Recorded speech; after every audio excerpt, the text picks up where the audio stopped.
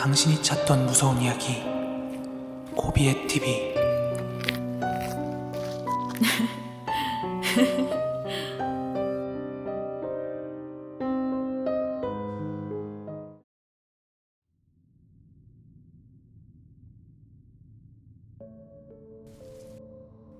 그 인스타그램에 뭐 부산 관련 맛집 같은 거 홍보하는데 다대포에 있는 부산 할매집이라는 집이 있어요. 문어하고 보쌈 삼합하는 집인데 이렇게 야외 감성으로 해서 식사를 할 수 있는, 술자리를 가질 수 있는 그런 데예요. 물론 술은 안 먹지만. 근데 여자친구가 거기 꼭 한번 가보고 싶다고 그래가지고 오후 4시껜가 5시껜가 네이버를 검색해봤는데 테이블링 같은 걸로 예약을 하지 않으면은 들어갈 수가 없대요. 사람이 너무 인기가 많은 집이라. 테이블링을 예약했는데 대기팀이 거의 20몇 번째인 거예요. 뭐 그 사이에 뭐 할 것도 없고, 이게 대기 시간이 언제 갑자기 줄어들지 더 늘어날지 뭐 그런 거 모르는 거니까 그냥 뭐 바람 좀 쐴 겸 같이 다대포 가서 그 주변 좀 걸으면서 순서를 좀 기다리자 하고 여자친구하고 차 타고 다대포로 향했어요. 아무튼 그렇게 다대포로 향했는데 제가 간과한 게 있어요. 뭐 요즘에 부산 광안리도 그렇고 다대포도 그렇고 막 지역 행사 같은 거를 많이 만들고 있거든요. 다대포는 매주 주말마다 그 무슨 낙조 분수쇼라고 해가지고 그 다대포 광장 있는 데서 분수쇼를 해요. 그 노래에 맞춰서 분수 쏘고 하는 그런 건데, 또 이제 7월에 한참 더울 때니까 휴가철에 가까워지니까 다대포로 사람들이 많이 오거든요. 근데 또 하필이면 그 분수쇼도 하겠다, 사람들이 몰린 거예요.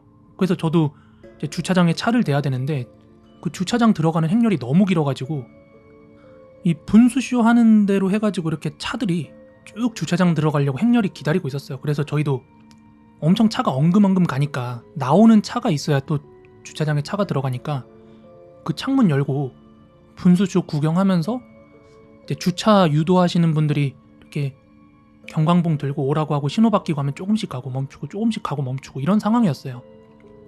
30분, 40분? 뭐 그 정도 기다려서 주차를 했어요. 그럼에도 불구하고 우리가 식당에 들어가려면 시간이 굉장히 많이 남은 상태였어요. 근데 그때 상황이 어땠냐면은 그 다대포 동측 해변 쪽에 주차장 들어가는 길이 2차선으로 되어 있어요.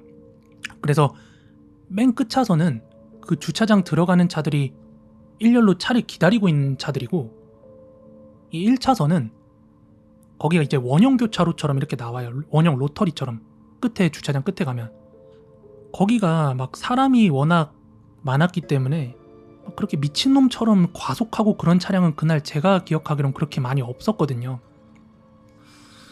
아무튼 그렇게 주변을 한 바퀴 돌아보고 그 할매집, 우리가 가려고 했던 맛집이 지금 분위기가 어떤가 하고 보려고 이렇게 등 돌리고 그쪽 방향을 향해서 가고 있었어요.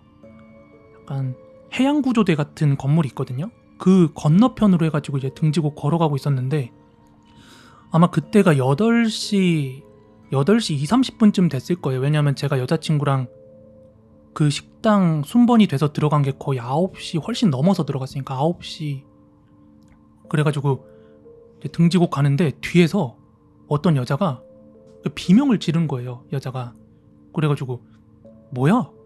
하고 딱 뒤를 돌아봤는데 그 제가 돌아본 쪽에 스타렉스가 한 대 지나가고 있어요. 그 도로 중간에 어린애가 하나 있었어요. 어? 왜 스타렉스가 안 멈추지? 그 진짜 딱 돌아보자마자 한 1초에서 2초 상간? 되게 짧은 순간이었어요. 그러니까 그 비명을 질렀던 사람은 아이가 차에 부딪힐 것 같은 느낌이 드니까 사전 비명이 나온 거죠. 이제 그 소리에 저는 뒤를 돌아본 거고. 뉴스에는 애가 킥보드를 그 주변에서 타고 있었다 그랬는데 일단 저도 기억이, 그 장면 순간에서의 기억은 좀 흐릿해서 애가 킥보드를 타고 있었던 건 모르겠고 애가 있었던 건 확실히 봤어요. 근데 이 스타렉스가 애를 그대로 퉁 치는 거야. 이제 속으로 야 좆됐다, 애 쳤다. 그런데 원래 보통 같으면은 우리가 앞에 있는 사람이나 물체 같은 거 이렇게 쳤다 그러면 딱 멈추잖아요. 스타렉스가 애를 치고 오 그냥 가. 그냥 쭉 가더라고. 진짜 순간 설마 이러면서 봤는데 그 스타렉스가 뒷바퀴로 애를 밟았어요. 근데 진짜 제가 그때 왜 약간 지금 계속 꿈꾸고 있거든요. 밤마다 몇 번씩 잤다 일어났다 꿈꾸면서 그 장면이 나오는 이유가 애가 밟히는데 바퀴로 머리가 밟혔어요. 머리가 밟히고 몸이 되게, 어른들이라면 모르겠는데 애가 매가리가 없이 이렇게 탁 뭔가 밖에 짓이겨지는 걸 딱 목격을 했단 말이에요. 그리고 그 순간 소리가 들렸어요. 막 약간 여러분들이 상상하시는, 솔직히 말하면 그 사고 본 순간 저는 애가 살 수 있을까? 솔직히 죽었을 거라는 생각이 더 컸어요. 왜냐면 머리를 차 바퀴가 밟았으니까. 또 거기가 건널목 앞이었어요. 건널목 앞이야. 스타렉스도 좀 주의를 하고 좀 그럴 필요가 있지 않았나 싶은데, 그렇다고 스타렉스가 제가 볼 때 막 엄청난 속도로 과속을 한 건 또 아니었어요. 거기가 뭐 뉴스 보니까 30km 제한구역이었다 하더라고요. 그런데 뭐 거기를 우리가 생각하는 시속 막 70km, 80km 막 이렇게 밟은 건 아니고, 제 기억에는 그렇게 차가 쌩 달리는 느낌은 아니었어요.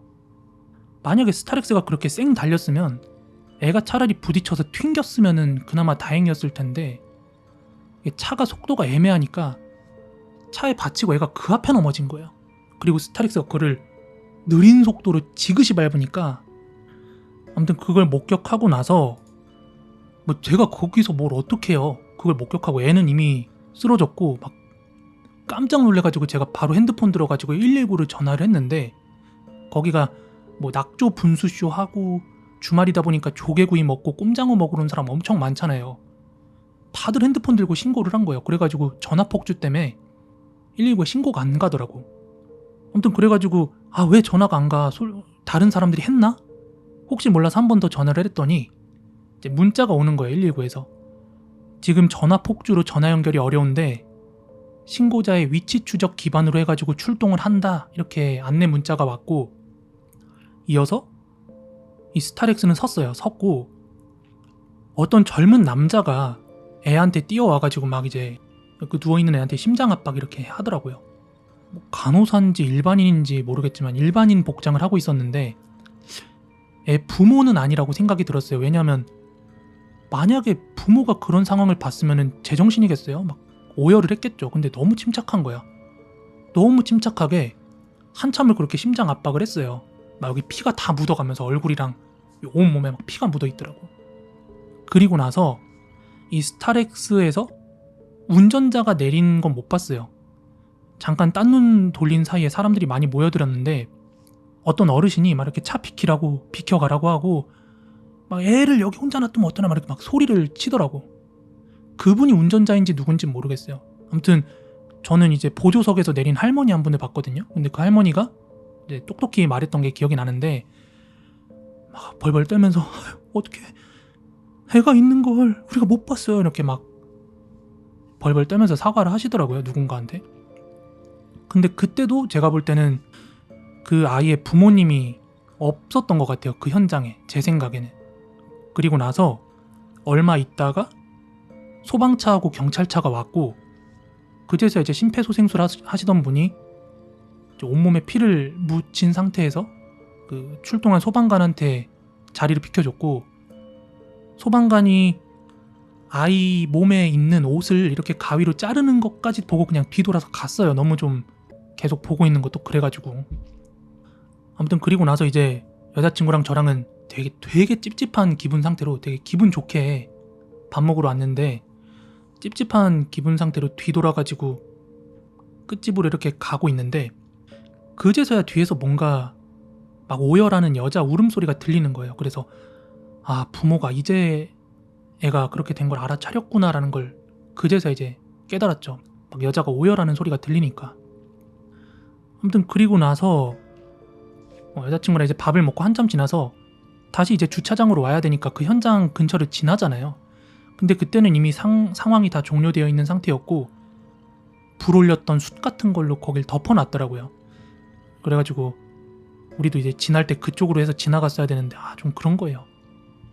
여자친구는 그 현장을 좀 뒤늦게 뒤돌아봐가지고 사고가 탁 나는 찰나 현장 못 보고 저만 봤는데, 막 그랬어요. 그날 밤에도 계속 그 장면 머릿속에 무한반복 재생되고 꿈꾸고.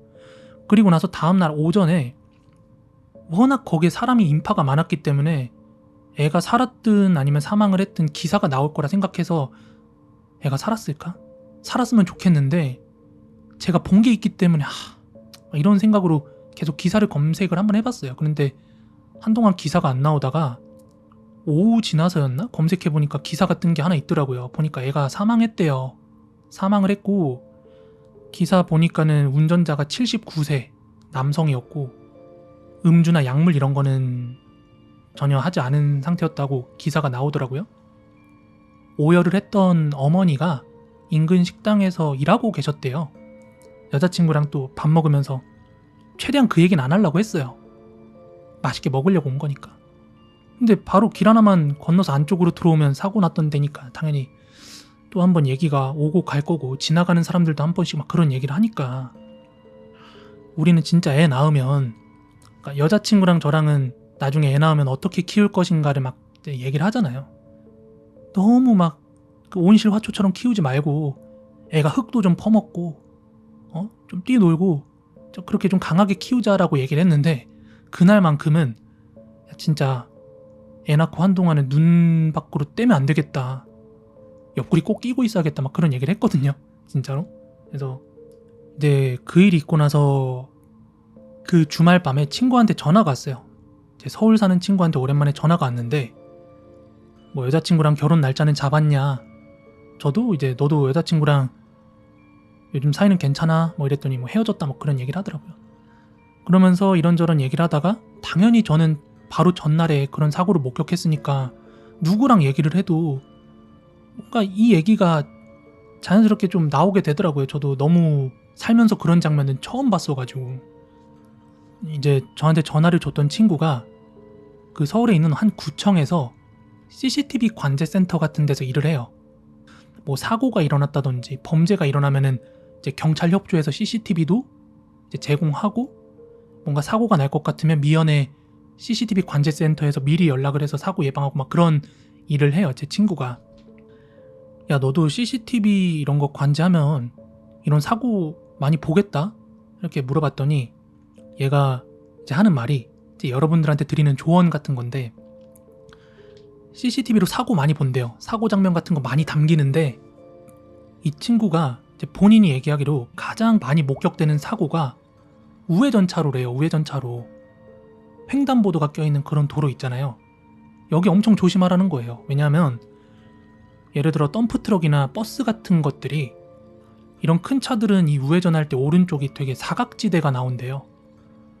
그런데 생각보다도 많은 보행자들이 뭐 핸드폰을 본다든지 아니면은 멍 때리고 그냥 자기가 어느 방향으로 걷는지도 모르고 이렇게 멍 때리고 걷는 사람들이 되게 많대요.